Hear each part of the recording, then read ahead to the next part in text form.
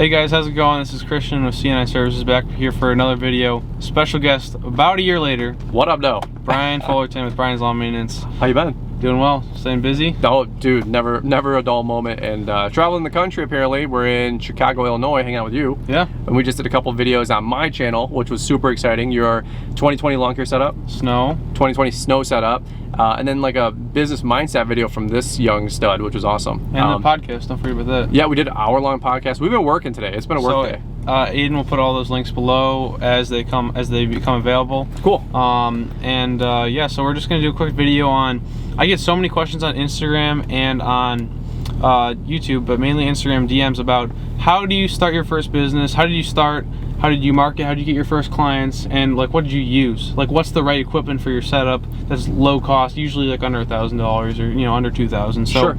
So if you want to start out with like your first clients and what did you need to make them happy? Like, how did you start? Good question. So, okay, so if you guys don't know my story, we have a lawn care YouTube channel called Brian's Lawn Maintenance, and so I got started with my lawn care business 14 years ago. I was 20 years old. I was working at a fertilizer company, like spraying lawns. Decided that I wanted to start my own business because I just didn't like working for other people. I was young. I was ambitious. I wanted to make it happen. I cut grass as a kid, right. So when I was like a teenager like you, and so I said, how hard could it be? I went back into the industry, and the last 14 years we've had a lawn and landscape business. The last 3 or 4 years especially, things have really grown, really blossomed. My business has taken off, and I'm super excited with where we're at. When I was first getting started in business, do you want me to go back to when I was 10, 12, 13 years old, or when I was 19, 20, 21 years old? When you started again, right after you worked another job, you came back to it, right? Yeah, so I didn't have any really good equipment. I had a leftover push mower, like a lot of you guys might, when I was 13, 14, 15. A little good old trimmer, little handheld blower at most. My first mower, I went to my local dealer and I started to build a relationship, and I bought an Exmark 48-inch Viking walk behind, so a little hydrostatic walk behind. Great mower. The only thing I didn't like about it is that it had a fixed deck instead of a floating deck. Right. So if scalp lawns. So. Yeah, so scalping lawns, it wouldn't contour really well. I had my brother's borrowed, well, it was his truck. It was a Dodge Durango. Oh. So I was like, hey, I need to use your truck, in the morning, which worked because he was in college. Right. So it was left at home, and then I bought a little $750 utility trailer from Tractor Supply. Right. So I had that was my Chariot, okay? Like, well, I've been there, because I used to tow a U-Haul with my parents' Audi Q7. Like, we've both been in the same looking like a dork.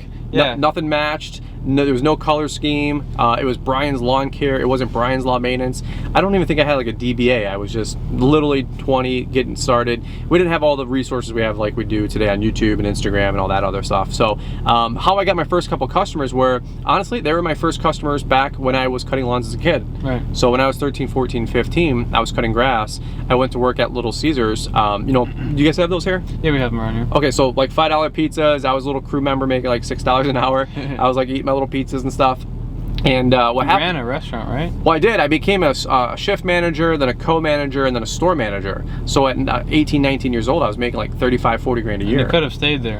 100%. The economy kind of dipped. I had a little bit of a layoff situation. There's some other drama that kind of happened, and I actually got fired from that job, which was unfortunate. I was really disappointed and honestly just devastated at 19, because I was 19. I didn't have a college degree. I didn't know what I wanted to do. But to be honest with you, looking back on it, best thing that could have ever happened to me, right? Because I started my own business and became an entrepreneur. But a lot of my first customers, to go back to your question, were just customers that I had back when I was a kid. So I, got fired from True Green, or laid off from True Green, and I said, hey, I'm starting this lawn care business back up, and they said, great, we need somebody. Like, it's been 4 or 5 years. We haven't had a consistent person. You can go ahead and cut ours. And back in the day, I was doing trailer park lawns for 10, 12, 15 bucks. It wasn't anything glorious, But that was my illustrious little start. I had my little push mower. It was a hydro mower, 48-inch mower, 5 grand, trimmers, my little trailer, and things just started to grow from there. Yeah, it's a pretty nice start, because I started with the 21-inch. You were high class. Well, I had a 21-inch when I was like 13, 15-ish years old, and I think I might have used that when I got laid off from True Green, but I shortly thereafter got that new mower. Yeah. And I might as well have bought a Ferrari, guys. So that's how I felt. Really, really cool. So I was the same way with kind of using like your family friend network, right? As getting your clients. That's how I started. Facebook. Yeah, definitely. And I actually said, like, if you prepay for 5 cuts, like 20 bucks a cut, I get some capital, and they get for when they go on vacation, work trip, whatever. So that was one of the ways I kind of raised some money. I like it. Originally. That's you can, if you don't have any money to get started, sell 2 customers on prepaying for the season, and have one customer pay $750, the other customer pay $750, and that might be your seed money to get $1,500 to go buy your first push mower for $600. And tell them that you would be $900 if you weren't prepaid, but if you prepay, you'll save $250 or $150. Exactly. And give them 10% off. Yeah, right. And then you say that's how you know, give you a good deal, and then you're able to get all the equipment you need. So just remember, if you take prepaid money though, to make sure you budget for the rest of the year, because getting all that money up front, you still got to pay gas money, you know, or labor help, you know, in the last half of the year, like going into late summer and fall. Right. Something to keep in mind. Yeah, and when did you start like offering like all the other services? You know, I know you started to do a little bit of annuals, but you mainly do cleanups, aerations, overseeding. What point did you start offering that? Because for me, it was probably started doing aeration about my 3rd year into business and overseeding, and then from my 3rd year on, I really expanded into all those hedge trimming, all the other mulch services. But what about you? For me, I started doing aerations probably my 2nd or 3rd year in business. Yeah. Because I had worked at True Green and I had learned how to do aerations from them. Right. And so it's actually pretty simple to go rent an aerator from like a Home Depot, $100, a Sunbelt rental. Yeah, there's tons of tool shops like a Chet's rental. Now you can learn how to do it from my YouTube videos, your YouTube videos, and Instagram. A lot of resources out there. So learn how to do aerations. And for me, whether you do them in spring or fall, it's up to you. There's, you know, pros and cons, of course. But I did that my 2nd or 3rd year. And it's very profitable. Yeah, exactly. The reason I had to do it was to get that revenue coming in for that seed money to start my business. Right. Because in Michigan, when do you guys normally start up your season here? We usually start cleanups in like early March, and then we usually are doing like mowing by last week of April, 1st week of May. Okay, so same here. Like in Michigan, it's like hit or miss. Depending on the rain. Yeah, in Michigan, we could be mowing end of March, or we could be mowing first part of May. It really depends. So for me, aerations were a great way to make an extra $200, $500, $1,000, $2,000 to start my business. Because you know, you need insurance money, postcards, yard signs, all this money, and I wasn't getting any of that. So imagine I start mowing grass May 1st, and I'm mowing grass for the whole month. Well, then I got to go do my billing. I don't get that money for another week or 2. So it'd be 6 weeks until I got any money. So I did 10, 15 aerations. Back in the day, I rented the little push ones or walk behind ones, and I would do 2 or 3 aerations for the day. Then I rented a stand-on aerator, and I could do 10. Yeah, you could do 10 in a day.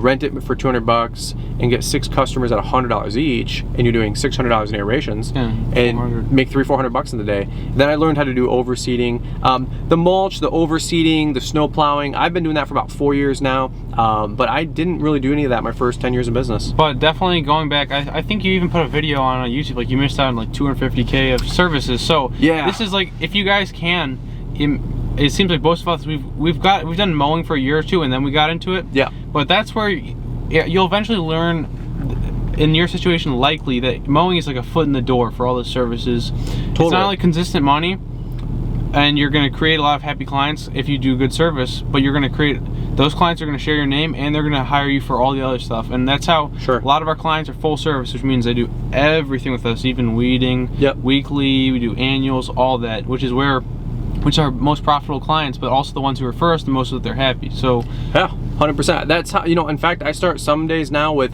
you know, snow customers. We get new corporate accounts, and they turn into lawn and landscape contracts. So snow is more profitable for us, sort of, than the landscaping. So I do more snow, and then we have a subcontractor for salt, and that's got my foot in the door to say, hey, by the way, who's doing the lawn care and the landscaping?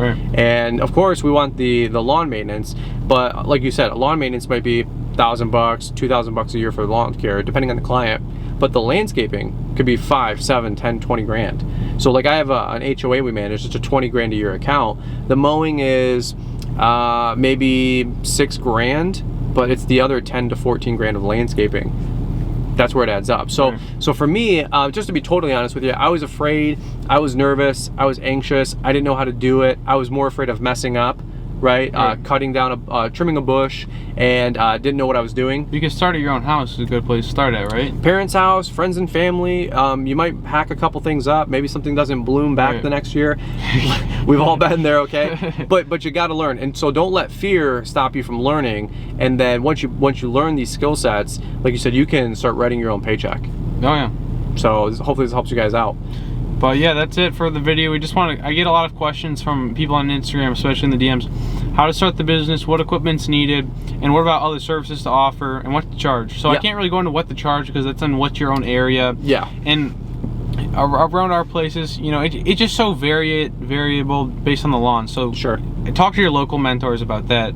But this is a lot of information that hopefully I'll send you guys from Instagram and you'll see this, because it's a lot. I get this asked all the time. But thanks again, Brian, for coming on the show. Gotcha, brother. Came all the way from Michigan, flew over here, and well, you guys have Chick-fil-A. That's why I came over. Yeah, so. we have Chick-fil-A. I'm just kidding. And our lines aren't like an hour. Yeah, right. Well, we just opened up the first one and by our house like 2 weeks ago. So I've been there like 4 times now.